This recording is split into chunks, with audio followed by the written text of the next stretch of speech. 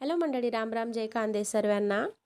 तर नाही का, माझ्याकडे रात्रीच्या 2 चपात्या शिल्लक राहिलेल्या होत्या आणि संध्याकाळच्या एक 4-5 वाजेची एक जी लहानशी भूक असते ना, त्यावेळेस ना असं काहीतरी म्हटलं चटपटीत खाऊ वाटत होतं. आता चटपटीत खायचा विचार केला म्हणजे रोडावर जाऊन पानपुरी वगैरे हे तर खाणं शक्य नाही, कारण कंटाळा येत होता. घरातच काहीतरी करावं म्हटलं. तर त्यासाठी नाही का, मग चटपटीत चटपटीत म्हटलं, मग अचानक विचार आला की डोक्यात की चला भेल करू आपण. तर भेल करण्यासाठी ज्या चपात्या राहिलेल्या होत्या ना, त्या चपात्यांना मी तुकडे केले, तेलात फ्राय केले, छान असे कडक कुरकुरीत होतील असे.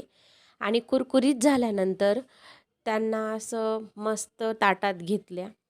त्यामध्ये शेंगदाणे तळले, कढीपत्ता तळला आणि मग नंतर एक उडदाचा पापड तळला आणि उडदाचा पापड, चपाती, कांदा, शेंगदाणे, कढीपत्ता, टोमॅटो, निंबूचा रस, चाट मसाला, मीठ, चटणी, हळद, धने पावडर, तिखट आणि कोथिंबीर ह्या सगळ्यांचं एक मिश्रण तयार केलं आणि ती जी भेळ होती, भेळ तयार झाली. आणि ज्यावेळेस खाल्ली ना, खरं सांगते इतकी भारी झाली.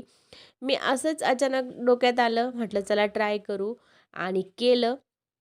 आणि खरंच खूप छान झाली होती भेळ. तुम्ही माझ्या एक्सप्रेशनवरून समजू शकता. तर तुम्हाला व्हिडिओ आवडला असेल तर तुम्ही पण नक्की ट्राय करा. वेस्ट जाण्यापेक्षा बेस्ट करा. तर भेटू आपण नेक्स्ट व्हिडिओमध्ये.